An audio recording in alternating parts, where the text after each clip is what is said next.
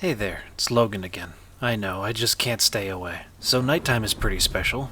We as humans are evolved to fear the night and be wary of the dark, but in the age of civilization and flashlights and smartphones and stuff, it has lost a little bit of its edge. I mean, sure, you're statistically more likely to be robbed or whatever at night, but you're way less likely to be mauled by wolves and bears or fall into a swamp or something, you know? The struggles of our prehistoric ancestors just aren't there anymore.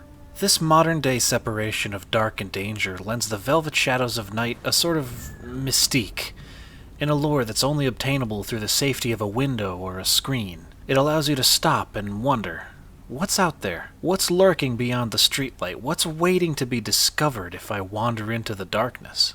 Tonight, I want to try something new and have a central theme for the maps that we explore. Yeah, that's right. It's time for a little late-night special. Remember, these map exploration videos are made with good vibes in mind, so there are no jump scares, loud noises, or harsh visuals. Pinky promise.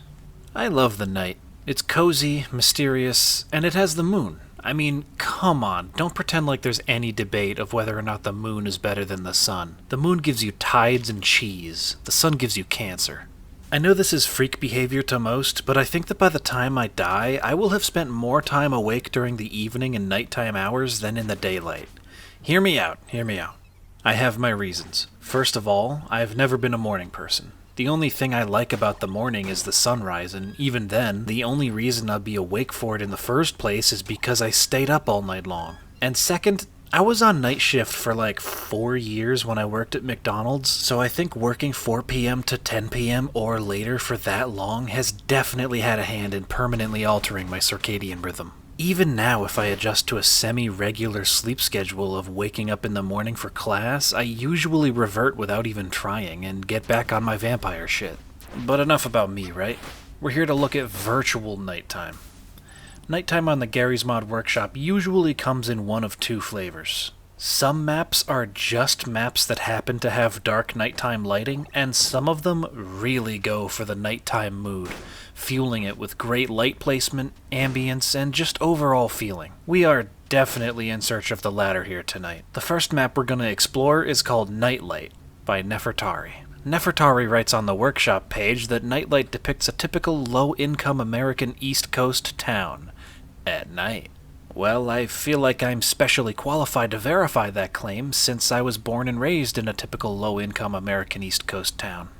Well, it certainly sounds like home upon loading in. I can immediately hear that the creator has nailed the soundscape.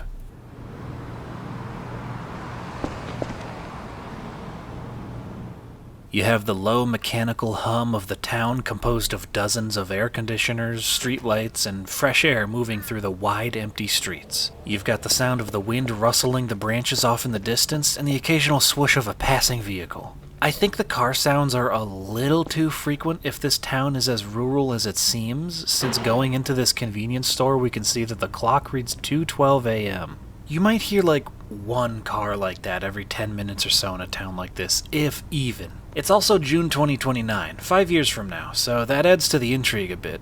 If you're watching this in 2029, then hi, 2024 is pretty good so far. Remember Helldivers 2? Look at this little shopping plaza. I used to come to a place just like this to do laundry, actually. It was suitably cheap, but it was spider central, man. We had to duck under huge cobwebs in the entryway every time we came. I think it actually helped, since the deterrent of the spiders made it so less people came in, which meant that we had the place to ourselves most nights. Little 8-legged bastards made surprisingly good bouncers. Oh yeah, and I think there was also an arcade machine that was plugged in and running, but it was collecting dust if I remember correctly. I never saw anyone play it. Cruisin' USA, I think? I don't remember. This was pre-COVID, so everything about it feels like a dream that I can only half recall. I do remember having to sniff every dryer before putting my clothes in it, since there was no rules for which dryers smokers could use and which ones they couldn't. Anyway, I saw a Dollar Tree across the street when I spawned in, and I'm pretty excited to see it, so let's move on. Oh, that's too bad. I guess it is 2 in the morning, so I should have expected them to be closed. Eggs, 99 cents a dozen. In 2029? Yeah, keep dreaming. Not even Dollar Tree will have prices that low in 2029. I really appreciate the detail put into all these storefronts, even if you can't go inside all of them. And what East Coast town worth its salt would be complete without a Chinese takeout joint with a corny naming scheme? Walk on the wild side. Oh, I would. Unfortunately, I have to dock points for the Dollar Tree sign itself, though, since all of the letters are lit up perfectly, and that's just not how this works. If you see a Dollar Tree sign that's not missing a letter, you know you're in a rich neighborhood. Down the street a bit, there's a church and a car wreck, complete with a patrol car parked nearby. No people, though. Kinda eerie. Especially with the detail of the emergency lights. The building across the way is unlabeled, but it looks like where I used to go to vote, so I'd say it's either a community college or the city hall. The bookstore is a little disappointing in terms of variety. I guess they're sold out. Oh, look, there's cars over there on an adjacent street. Okay, good. That means we're not in some new backrooms level or parallel dimension or whatever. It is just a town at nighttime. Still, though, I found a house back there that has some fences out front blocking it off. There's a bunch of junk blocking the garage, a big old German flag out front, and a couple military vehicles. This could be a blockade of some sort. Maybe that's why there's only cars out there. This section of the town might be blocked off for some reason. Interesting. Muff Petrol. Do they know? Finally! Nice, a 7-Eleven. Let's head inside. One of my favorite things to do when exploring maps that have stores like this in them is to see the fake approximations of brands that the texture artists come up with. Duva, that's good. Fresh AF, I'd buy that. For active and attractive men, man, now with easy grip technology. $14.95, not on your life. Oh man, they're out of Svenska chips. Oh, thank God, there's a few more bags. I'd better grab a couple. You typically want something to hand over to muggers so that they don't attack you. Huh. There's a lot of foreign brands here, actually. I can see 7-Eleven having more foreign stuff by 2029. Also, I love the Counter-Strike Source Pez dispensers, or whatever they are. Oh man, hello ice cream chest, my old friend. These things were a godsend during hot summer days growing up. My siblings and I used to go extra slow when we'd reach down there for a Klondike bar just to be able to cool off. We'd sit there with our arms in it until the cashier told us off. Honestly, the detail is insane here. It is a bit eerie though to hear the entry bell chime when there's no one else here. It makes me feel like I'm in some sort of ghost town where ghosts are going about their business but I can't see them, like in Spirited Away. Let's take a stroll down a more residential area. Oh yeah, that's the stuff.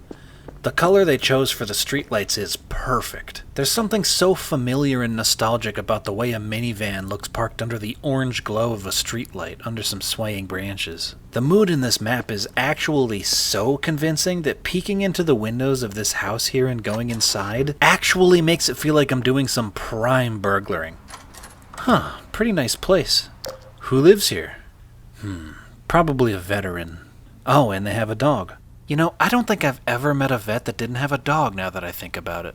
There's some sort of party going on here. Lots of cars parked out front on the street, and if you get close to the door, you can hear a lively gathering on the inside. Sounds like at least 10 people. At 2:12 in the morning? Must be some sort of LAN party. Probably Halo 2 or Counter-Strike 1.6 if I had to guess.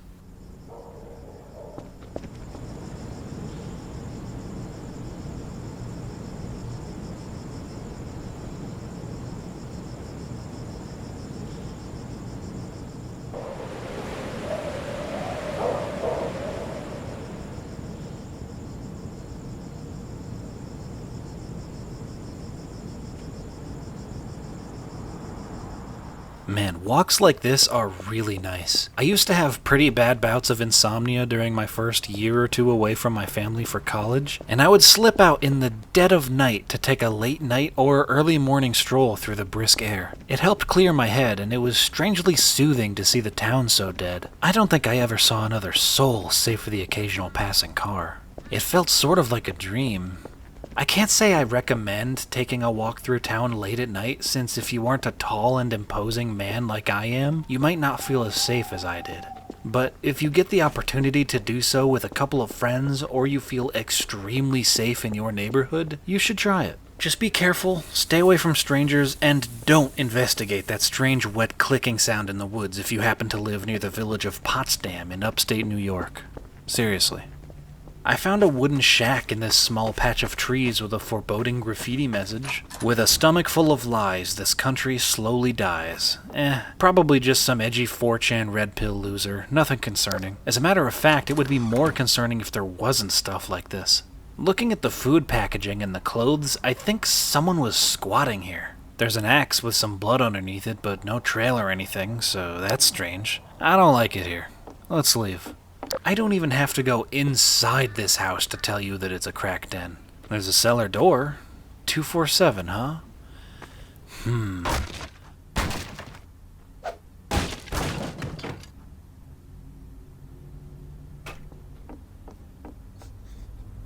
Holy shit.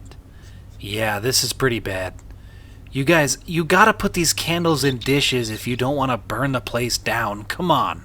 Oh yeah, yep. That is a full-on cadaver right there. Wait. What's that sound? I think there's someone on the other side of this door, but it doesn't open. Ah well. That dead bull and dead guy are stinking up the place, so let's leave before the vibe gets soured. I'm sure the person on the other side of this door could figure it out themselves.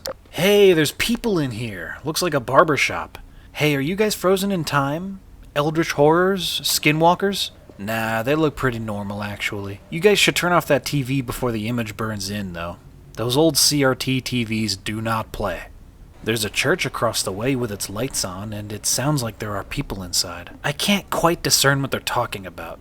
I doubt they're just having a casual 2:12 in the morning J-Man sesh. If I had to guess, I'd say they're probably talking about how to deal with the cult that keeps making people disappear. 247, there's that number again. There's a nice little apartment complex across the street. My sister used to rent at a place like this. It was pretty nice, actually. Surprisingly clean. And we're back at where we started. I think that's everything to see. Hang on a sec. An open manhole. I missed this somehow. I actually don't recommend climbing down random manholes like this. Not all mutant turtles are teenage pizza-loving ninjas. We must prevail, and another 247. Huh. So there's one here, one next to the phone booth, and one at the cult basement. Weird.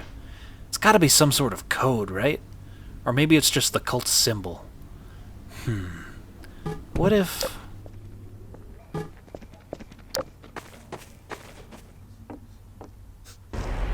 Oh, I think I broke it. This is unsettling, to say the least. Oh, hey, it's the crack den! Oh, you.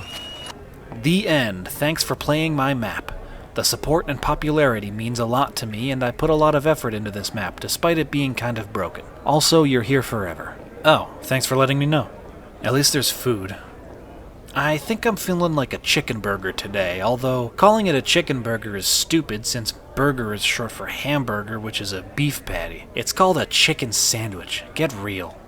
Oh, but a taco would hit the spot right now. You guys, this map is excellent with a capital E. It's cozy, mysterious, nice to look at, and so accurate to its low-income East Coast town inspiration. Seriously, it made me remember real-life memories of places just like this from my past. Nefertari, you did a fantastic job with this. I particularly loved the custom soundscapes. Simply sublime. There's something nostalgic and calming about walking underneath the soft orange glow of the streetlights among the empty roads and silent homes. It's empowering in a way. It makes it feel like the world is waiting for you. There's also a daytime version of this map, appropriately called Daylight, but come on, this is the late night special, where we cross our arms and scoff at the warm rays of the sun for the sake of the moon. What do you say we get out of the city for a while and enjoy the night sky without all this light pollution? Ah, that's nice. There she is, so bright and beautiful. Oh, it's raining too. This map is called Big Lake Night by Egglord. We start off on the porch of a little lakeside home. It's a pretty nice house, but there's nothing in it. Lakeside property is usually very expensive, so I find it hard to believe that whoever lives here could only afford a few pieces of furniture. They're probably renovating. That's why all the walls are naked. I found a little button in the basement that makes shutters close around all the windows and locks the doors, so I don't think it's crazy to think that a prepper lives here. A rich prepper. I think prepping is cool as a concept, but I also like to think that our civilization, at least in the Western world, is past the point of having to be ready to bug out or bury your head in the sand like an ostrich at a moment's notice. Unless you live in a dangerous floodplain or Yellowstone starts rumbling or something. I think most preppers treat it as a hobby, which is probably the healthiest way to look at it. I can see several man-made structures around the edge of the water, so let's go off into the night again, shall we? Taking the dirt path out back only leads to a huge concrete platform. They're probably building something out here. Oh, or maybe our prepper friend is more rich than we think, and this is the beginnings of an utterly massive underground bunker. That would be cool. There's a water tower over there, but it's just a water tower. Nothing out of the ordinary. The road ends here too, unfortunately, so to avoid getting my meat slurped off the bone by a rake or something, I'm gonna follow the shoreline. Jogging alone in a dark forest through the rain with no clue as to where I'm going is reminding me of when I used to play DayZ. Do you guys remember DayZ? Started out as an Arma 2 mod, but I didn't play it until Standalone came out because my PC at the time couldn't run Arma 2. Lots of people don't realize this, but the mod was actually a huge turning point for the video game industry as a whole. It was the first of its kind to put resources in a huge map and plop players down at random spawn points and just have people figure it out. It eventually gave way to PUBG too, since if memory serves, PlayerUnknown's Battlegrounds started off as a game mode for the DayZ mod long before it was its own game. So in a way, DayZ is the grandfather of the modern Battle Royale craze. Ah, finally, civilization. This looks like the Resident Evil 7 house. It's nice and dry inside, and again, no furniture. Weird. I like all the little details, like the animated ceiling fan with sound effects and the way the light switches are actually animated. Huh. You know, I think that's the first time I've seen light switches that are animated like this in a Gmod map. I don't even want to say how long I spent just flicking it up and down, I was so impressed. It was more than the usual 20 seconds I spent playing with light switches, I'll put it that way. This house is pretty nice. A lot more so than the last one. Ah, look at this cozy little room upstairs, with the gentle sound of the ceiling fan and the pretty wallpaper and the muffled sounds of rain outside. Damn. Stuff like this makes me wish I could afford VR. I could get hours of work done in a place like this if it was well decorated. And there were snacks. If we follow the shore, we can find a small dock and another dock with a small house. There's just a mattress in here. You'd expect a map of portage trails or maybe an emergency phone or something, but no, just a mattress. Probably filthy and mildewy too. There's a nice little yacht moored here, the SS One for All, but that's about it for this map. Nothing out of the ordinary, no conspiracies or creepy stuff, and there doesn't have to be. We're just here for the nice nighttime atmosphere, and this map delivers.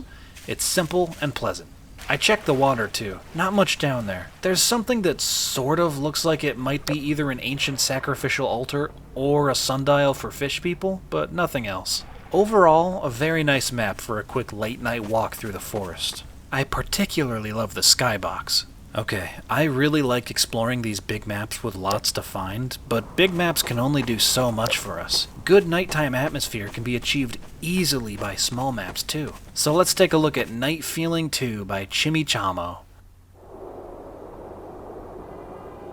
Whoa, that is some thick ambience. I think this apartment is under an overpass or something. This is a nice kitchen actually. I think that sink would be a pain in the ass to wash dishes in though. Fortunately, you have plenty of counter space here to stack dirty bowls and plates on before it comes to that. No food in the fridge either. Damn it. Guess it must be right before grocery day or something. Wow, look at the view. There is a lot of care put into the little details. I can tell the creator spent a good chunk of time recompiling the map to get it just right. The smoke coming off the chimneys, the street level details that are barely visible from where we are, which must be what, the 5th floor? There's actually a few windows you can look out of, all with plenty to admire. This one in the bathroom has a view of the street, complete with cars driving by. And you can see a building that's under construction. I wonder what they're building. Probably a second jazz studio to compete with the one on the other block. Speaking of the bathroom, it's very spacious. It might actually just be me though, since I think every map's bathroom I've seen today, I've thought the same thing. I think I'm just used to small bathrooms. There's no shower head, so it's a bath or nothing. I stopped taking baths when I was like 11, and I have not looked back since. Showers are so much better in every way. They use less water on average, the sound of a shower running is soothing in and of itself, and you don't have to sit in a pool of your own dirty water like a hippopotamus. I like this AI painting of a bathtub in what looks like a black hole. This map is really small, but there's enough details in it that I can apply my little detective game to it with relative ease. That game, of course, is to try to psychoanalyze and figure out just who lives here. Let's start with this bedroom here. I found 2 cell phones in this room, and my first thought was that this person is a drug dealer and one of them is their burner. Upon further inspection, this bed is a double bed, and the rest of the apartment is definitely big enough for 3, maybe even 4 people, so I'm gonna give them the benefit of the doubt and say that a couple lives here. 2 dressers, 2 phones, double bed, yeah, it makes sense. What is so stupid about expecting a blind person to be a stallion? That's what I've been saying the entire time! Alright, on to the second bedroom. Looks like they're a fan of A Hat in Time, and Half-Life, and Left 4 Dead. Okay, this is definitely a gamer bedroom. A single one maybe, because they have a single bed. Wait a second. Clothes and stuff on the floor, poster of a brain, paper holder. I think I got it. I would bet that whoever's room this is a med student. Maybe a dropout. Yeah, they dropped out of med school because it was too expensive and they had to split an apartment with some friends they knew from high school. A tale as old as time itself. Oh no. That, my friends, is unmistakably a pipe bomb. Now, I know what you're thinking. The depressed med school dropout must be thinking of doing some atrocities because they're angry at the world, right? But hear me out. Right here, there's a Left 4 Dead 2 poster. So maybe they're just a fan of the game and thought it would be funny to have a model of the pipe bomb. I know I've known people who wouldn't understand why that's not a good idea. That's why it's under the bed, so that they don't scare their roommates. The rest of the apartment is well detailed, but nothing really stands out. So there you have it, my hypothesis on who lives here. A med school dropout and 2 friends of theirs who they moved in with to have cheaper rent.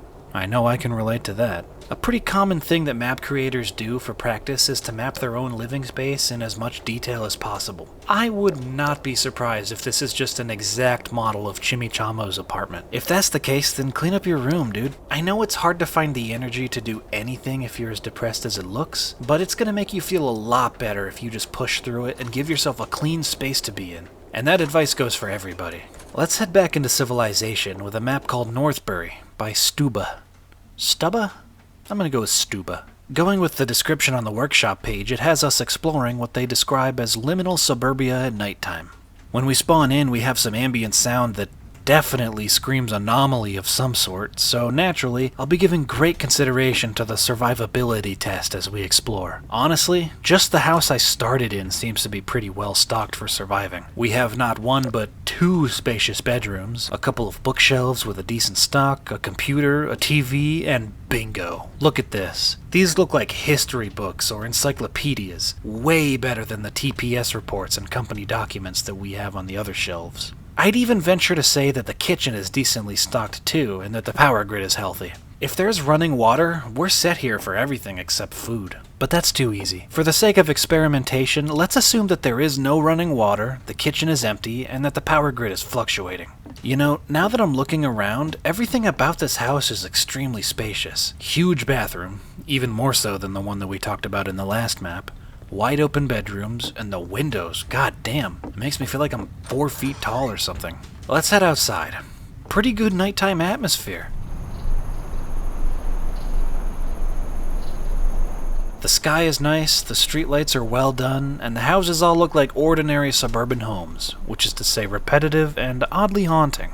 Oh, what's this? A stack of boxed dry goods just for me? Let's see here. Just going with what we can see from the outside, we've got 2 boxes of apples, 2 boxes of Jabber's assorted snacks, which are like chips and sunflower seeds and stuff, I'd assume. 2 crates of juice boxes, 1 box of Sophira's microwave dinners, although I wouldn't trust those, 23 cans of sweet potatoes, 7 boxes of regular potatoes, and it looks like 127 cans of Chef Boyardee, or condensed soups, and roughly 150 cans of soft drinks. Whoa, we're good. Potatoes and apples keep really well, so they'd be just fine. Even better if we can find a house with a dry cellar to store them in, or a generator and some gas to store them in refrigerators in case the power shuts down. And what's more is that we can take seeds from the apples and have a small orchard growing in a few years. Same with the potatoes. If we have running water, that is. This has got to be the easiest liminal space to survive in so far. The only things I'm worried about right now are water and power.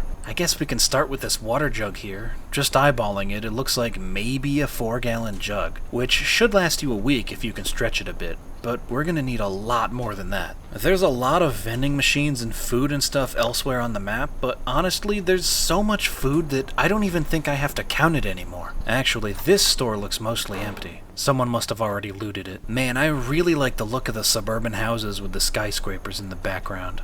Wow, what a sad and bizarre bathroom. No TP, no sink, no shower, just a shitter in the middle of the room and some newspapers. This looks like if you were captured by aliens and put in an enclosure that approximates what a human needs. This must be what cats see litter boxes as. Fever dream.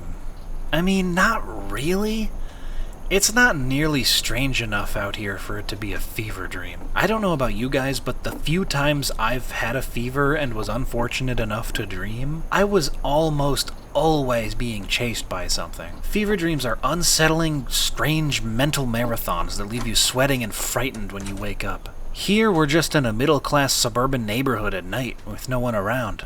There's nothing fever dreamish about it. Oh hey, another crack den! I never expected to be able to explore 2 of these in one video, but I'm glad. Yeah, it's dingy in here. It would require a lot of TLC to bring this place back up to speed. You've got holes in the walls and the ceiling, the floor is all ripped up, even the roof beams are falling off. It's just not safe. This place is just a demo job waiting to happen. This is probably the most remarkable house in the neighborhood, oddly enough. They're all pretty samey and sterile, such as the suburban aesthetic. It reminds me of that section of Fallout 3 when you go into the simulation to get your dad back, and everything about it is a 50s idealism utopia. But even in a pristine neighborhood like this, there's always something. Aha! Got ya. I knew it. Here's a cellar. Let's see what's inside.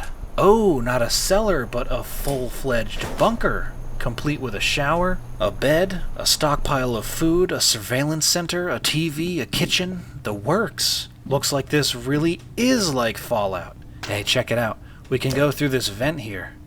Whoa, looks like some sort of money laundering operation. There's another tunnel that leads to a basement that just leads straight outdoors? Huh? Alrighty then. Weird. And there's a pickaxe leaning against the wall here, so I think whoever lives in this house above was tunneling through to the money laundering operation to steal a chunk of change from the bunker guy.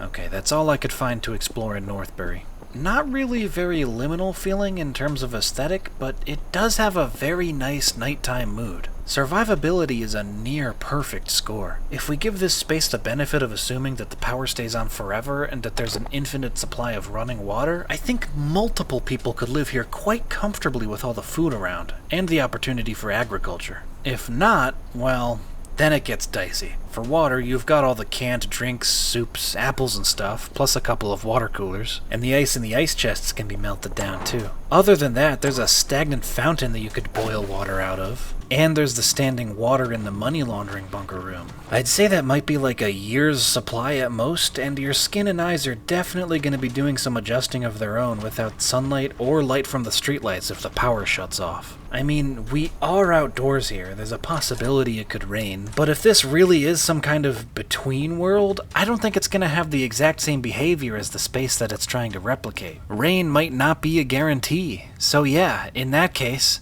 I give you about 18 months here to figure out a way to escape. Try painting a pentagram and tossing a painting in the center of it or something, I guess. Alright, I've had enough of the suburbs, haven't you? Let's take the main road out and head for that big bright city on the horizon.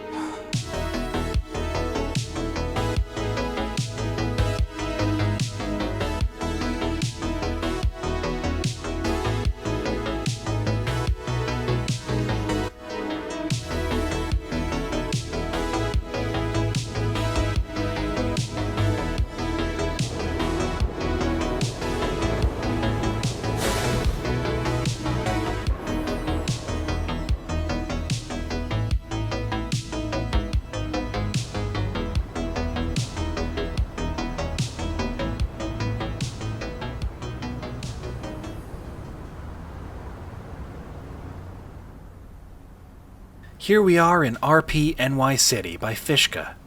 Or maybe it's just Fishk? God, why can't you guys just have normal names?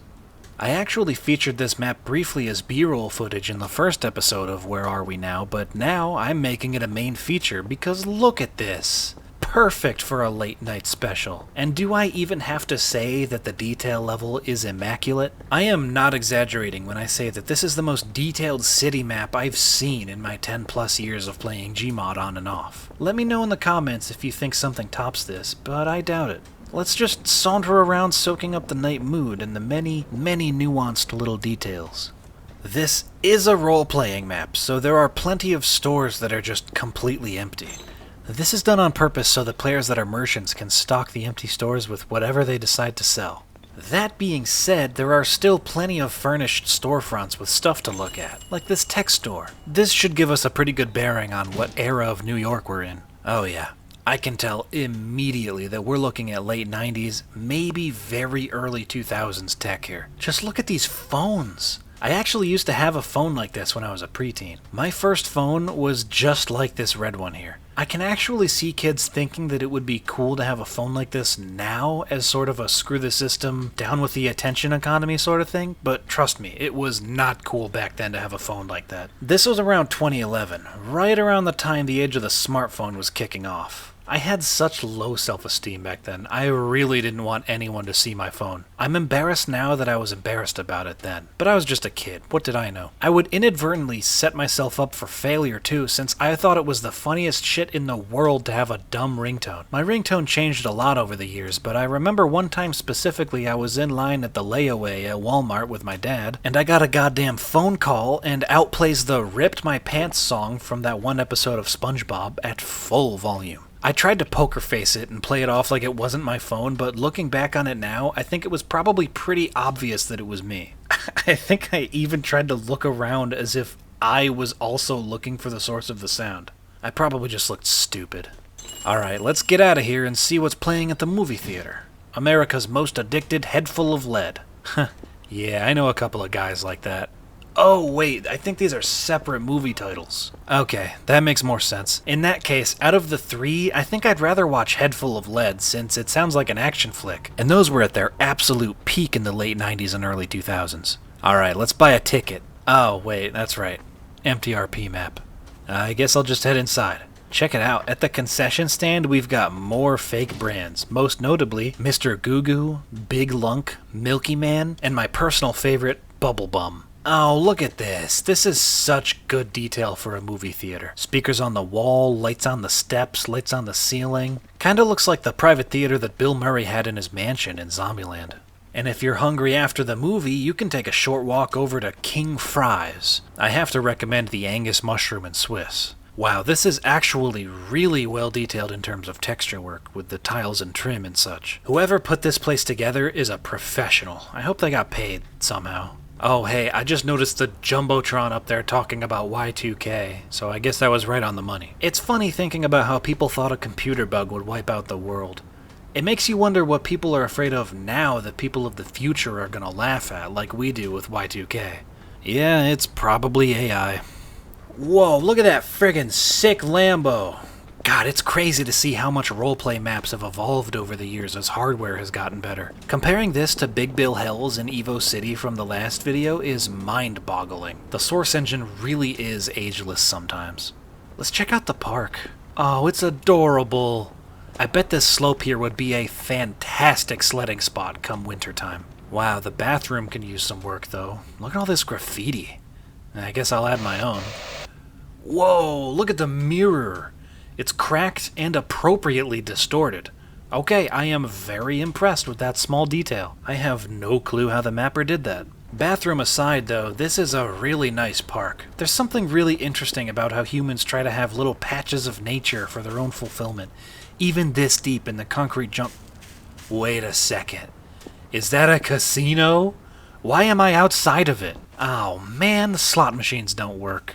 Damn. Still pretty classy in here. Should we head up the elevator and see what the rooms look like? Of course we should. Oh, nice. But carpet floors? I'll bet these rooms reek of cigarettes. That is one thing I don't miss, having to smell cigarette smoke everywhere you went before tobacco was made less and less common. Pool deck, huh?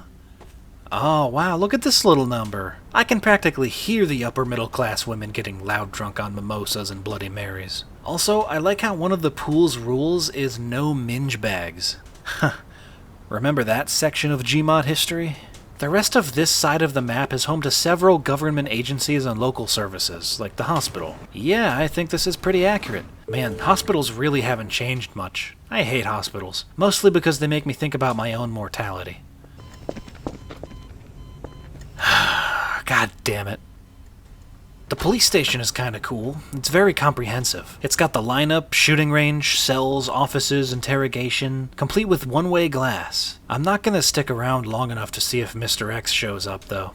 This sector is pretty lacking in terms of culture. Oh, there is the government building with the world map that makes it look like we're getting ready to attack some island in the Atlantic. But other than that, it's pretty sterile, which I guess is realistic since government and local service buildings in real life are pretty dry.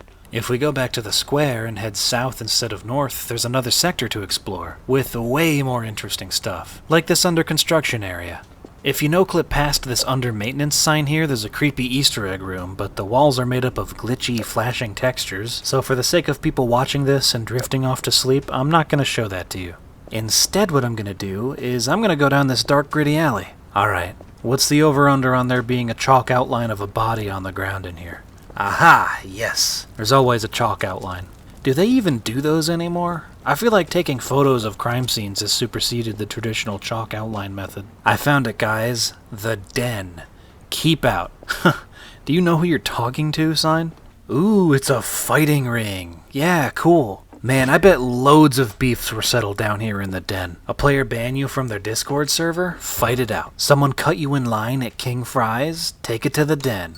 Or, you know, you could just throw a couple of meth heads in there and see what happens. Probably nothing good. If we head in through this back door, we can take a gander at some dingy apartments. You know, I toured a place not too different from this when I moved recently. Needless to say, we didn't end up taking it. The asking price was way too high for how little space there was, and there wasn't even free parking. I feel bad for whatever sucker they were able to convince to rent that place.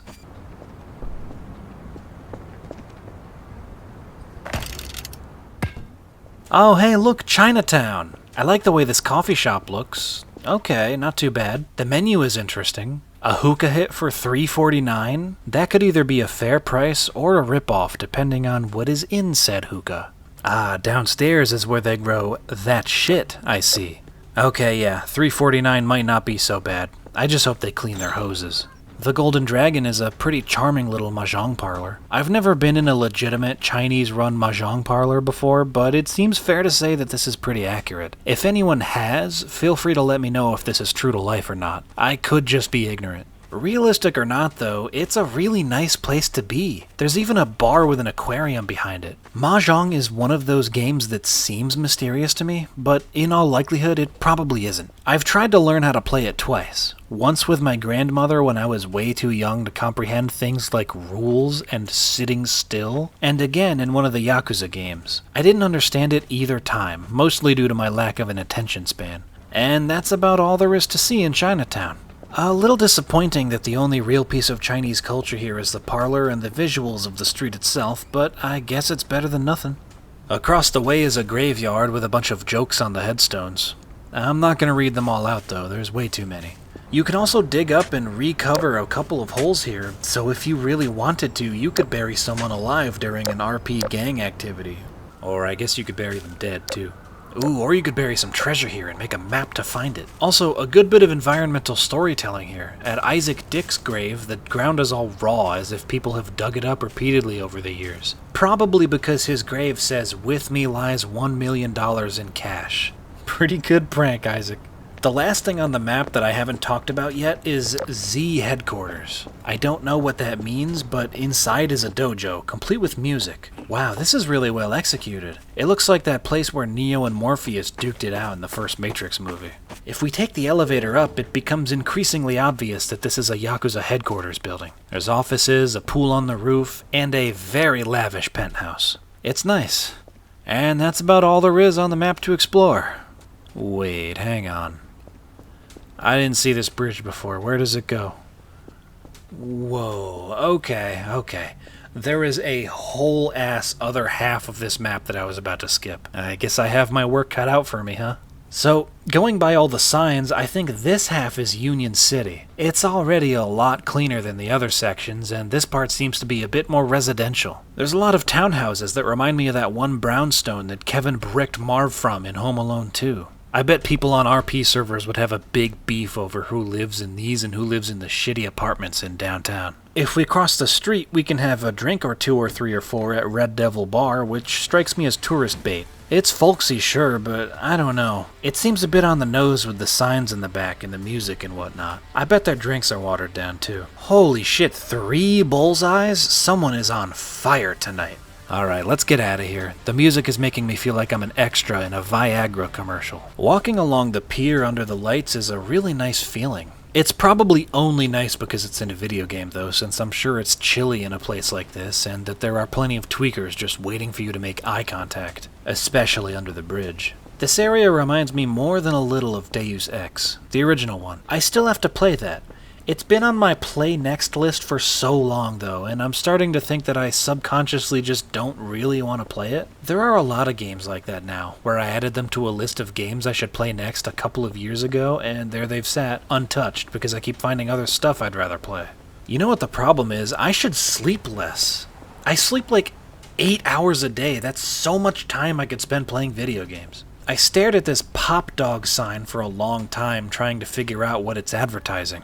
The dog that refreshes. Okay, so maybe it's like a hot dog. Oh, but the name Pop Dog makes me think it could be a soda. Healthful, fortified, ask your grocer today. Okay, maybe soda, but 5 cents? In Y2K era? That's just not right. As a matter of fact, I can't think of anything that would cost only 5 cents at that point in time. Alright, you know what? I think it's probably just a really old sign that they haven't bothered to take down. The bubbles, the font, it's gotta be an outdated ad for a soft drink of some sort. If we follow the pier walkway all the way down, we arrive at the beating heart of the shipping industry. Not much going on here. Lots of huge doors and loading bays. This would be a good place to play hide and seek. Not too far from that, I found a little Easter egg. A door within a door within a door, with each subsequent door taking longer and longer to open than the last, until the last one takes like a minute. Until finally...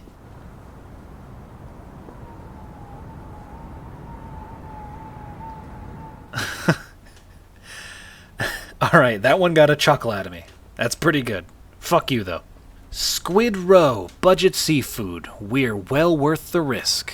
No thanks, I prefer Italian. Let's check out Trattoria. This is a cozy little corner restaurant. I'd definitely get lunch or something here. Let's check the menu. I like to say that I like Italian food because it sounds more sophisticated, but in reality what I mean is that I like American Italian food. You know, your pizzas, your spaghettis, your zitis. I'm not out here ordering osso buco or a pizza with leaves on it. Nice. There's a lot of spots in this section of the town that I can see being really cool if there were players here, like the pawn shop or the Red Room nightclub. The DJ booth does work, by the way. As a matter of fact, I bet this entire map would be an utterly unforgettable RP experience with like 60 to 100 players or so. Out of curiosity, I checked to see if any servers were running this map, and there is a few, but the highest player count for any server running this map was 15 at the time. At least of the ones that show up in the server browser. That is a crying shame. There are so many multifaceted approaches you could take in this map. Yakuza, bartender, freight driver, fast food worker, government agent, paramedic, firefighter, police officer, and lots more. If I had more influence, I would totally pay someone to host an RP server for us, and just have like a week-long roleplay event on this map. I'm talking total immersion, 100 players, just throw them all in and see what kinds of stories emerge. That would be so dope. But for now, I'm content with just exploring it. This map is a feast, and I mean it. I haven't mentioned it yet for this map, but the creators have absolutely nailed the ambient sound change when you move from an indoor space to an outdoor one. Listen to this.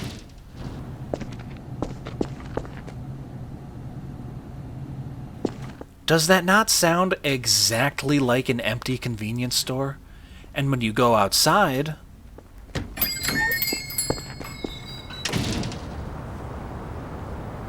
you are immediately embraced by the city's soundscape. Distant vehicles, faraway sirens, and the sounds of wind moving between the concrete buildings. It's all there, and it comes together beautifully in layers. It's like a casserole.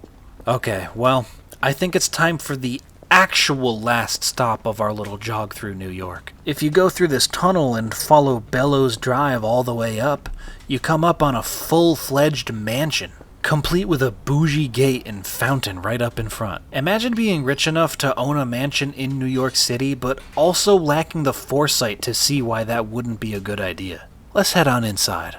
Oh man, look at that painting. Yeah, this is definitely an old money mansion. This family has been disconnected from the real problems of society for generations. They just don't care. That explains it. Every room is utterly massive. Just look at the garage, man. It's inhuman. They even have a wine cellar. The only thing I think I'd make good use of here is the kitchen. Look at all that counter space. The amount of Kraft mac and cheese dinners I could cook in here, my god. Ooh, this library is pretty nice though. I'd read a book or two in here. Oh, or 3. There's a little cheeky secret room in here. You can see out into the main area from the other side of the painting. That's neat. This would be a good trick for a murder mystery. The backyard isn't too shabby here either. They have a pool with a diving board, but honestly, this is like an upper middle class pool. With a house like this, you'd expect a lot more yard space out back. But what can you do? Maybe they had to sell it to pay for the renovations for the secret room. Alright, that actually is all there is to see on this map. For real this time. Great jumping Jemima, that one was massive. I think it goes without saying, but I'm gonna say it anyway. RPNY City is one of the best contemporary roleplay maps available for Gmod. It's utterly colossal in terms of scale and depth, and it achieves a perfect synergy between the nighttime mood and the period-accurate Y2K era New York City. Not only that, but there's great diversity in the environments. In one package, you have upper-class locations, commercial locations, industrial places, dilapidated shitholes, middle-class housing, cultural locations, and many more. I've never been to New York City before, but now that I've spent a couple hours exploring this map, I feel like I don't have to go. I feel like I've already been. Only I avoided the inconveniences like the hotel rooms, the traffic, the people, and just the overall miserable grind of traveling. Whew, I'm pooped. What do you say we take the train home?